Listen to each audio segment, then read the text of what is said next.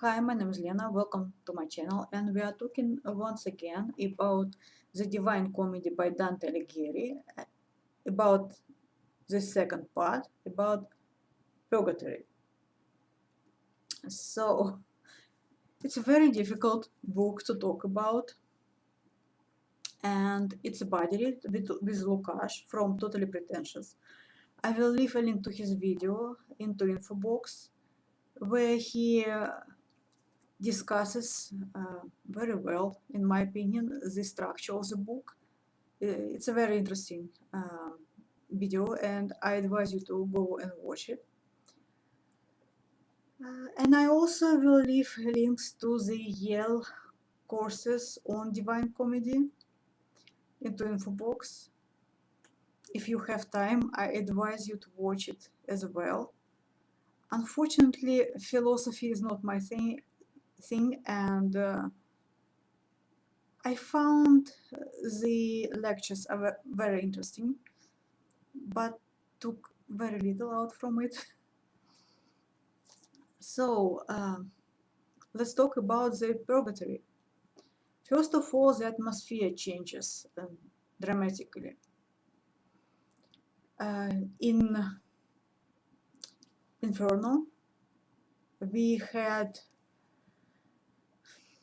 darkness. It was dark, it was grim. We had rains of fire. We had strong winds that formed vortex. We had intolerable stench.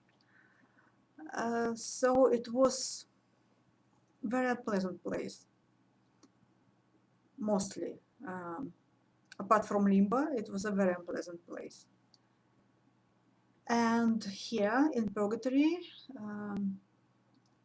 we finally see the sun.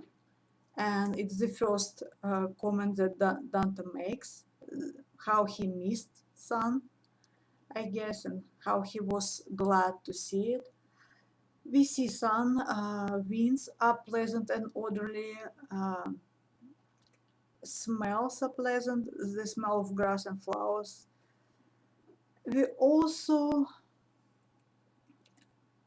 hear, from time to time, we hear souls singing hymns, Christian hymns or psalms. Sorry, guys, but we hear them talking or singing Latin. What else? So the atmosphere changed dramatically, and the way up to the paradise is up to this mountain of purgatory. I was very surprised to see Cato, who committed suicide when he found out that Julius Caesar vanquished Pompey. He understood that it was the end of Roman Republic, that it was the end of freedom, and he committed a suicide. And I believe it's all described in Lukas' book. Sorry guys, I don't remember the name. His Pharsalia. So we have a suicide. A person committed suicide, and he is kind of guarding the gates to purgatory. He's kind of a respected figure there. Apparently, and this is this thing I took from the courses, and I really liked it. I can totally see it. The lecturer said that purgatory is kind of a way from slavery to freedom, and that's why Cato is there, because he committed suicide for freedom. He didn't want to be a slave. And Exodus is also mentioned several times, and this is a way from slavery to freedom. So it was very interesting. And there in Purgatory, Virgil, who is still Dante's guide, and Dante himself, they are joined by another poet, by Statius, the one who wrote Thebaid, another story about seven against Thebes. So they are joined by this another poet, and he is one of the poets that Dante himself appreciates, and Statius in his turn was appreciated Virgil, and Statius as well, according to Dante, considers Virgil his teacher. So it was a very warm meeting. In Purgatory, the time is constantly mentioned. Sorry, guys. Through astrology, unfortunately, through the movement and placement of planets, and at the at the bottom of the mountain of Purgatory, Dante receives 7 letters P, the signs of 7 sins. On his forehead, an angel writes them. And at first it's very difficult for him to go up the mountain. He feels the weight, he feels exhaustion.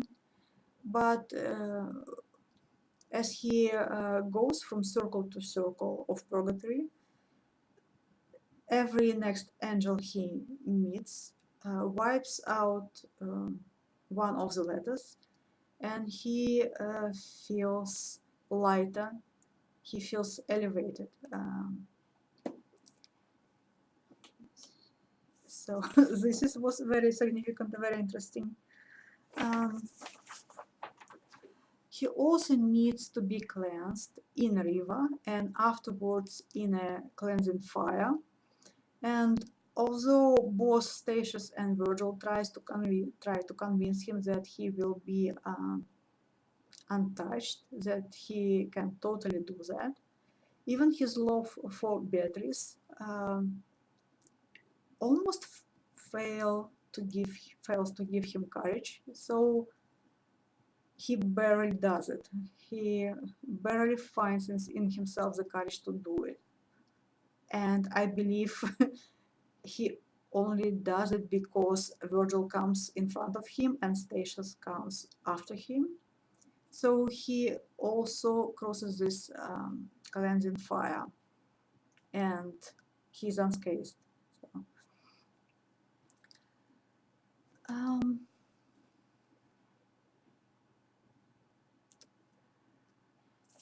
we are also kind of reminded that Purgatory, the way up, the way to paradise, not the only way out of Purgatory. So there are dangers lurking there, temptations.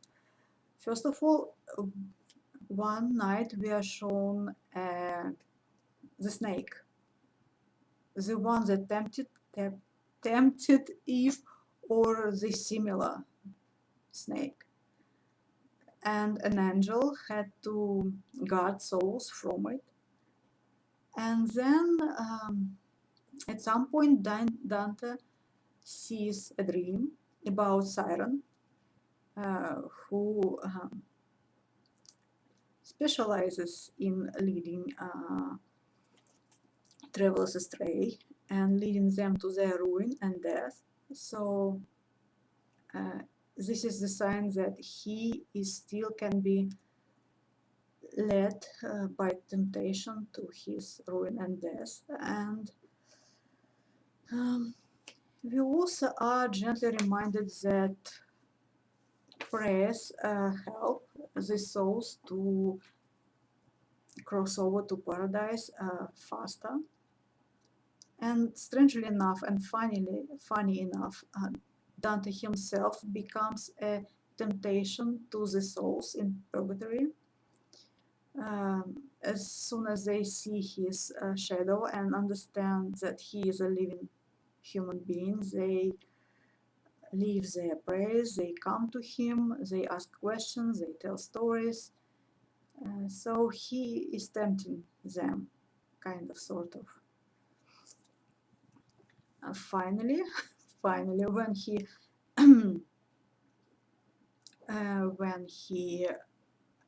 comes to the last circle of purgatory, Beatrice shows up and bullies him and orders him around and takes him to the first circle of paradise.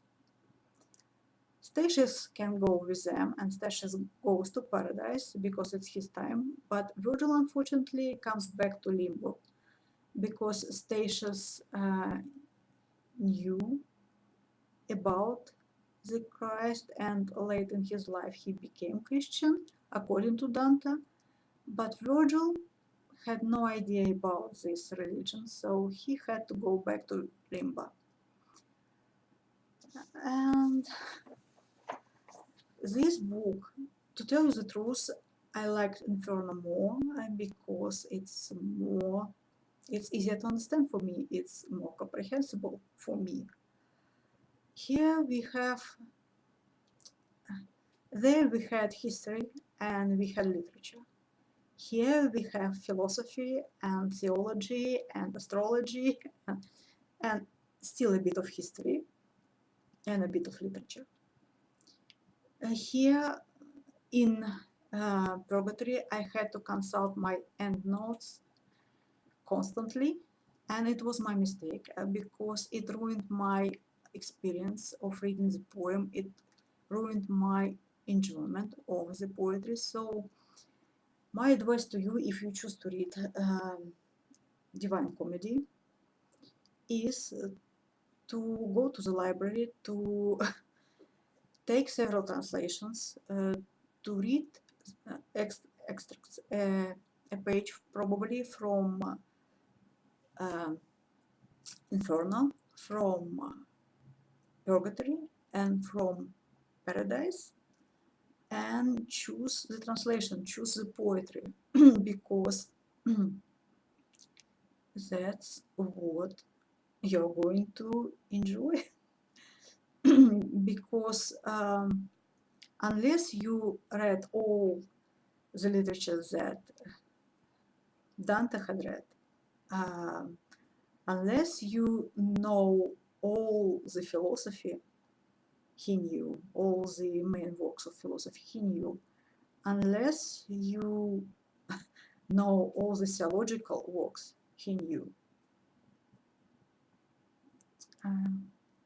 that's going to be almost only way to connect with the story and to connect with Dante for you. This translation, the poetry, the beauty of the poet. So I don't want to discourage you. I think with a good translation you will still enjoy it. You will have a good reading experience. But I wish for myself that I had read Aristotle first and Plato first, and that I had read Aeneid and Statius and Lucan first. But still, I don't want to discourage you. It's a book very well worth reading. Thank you for watching. Goodbye and happy reading.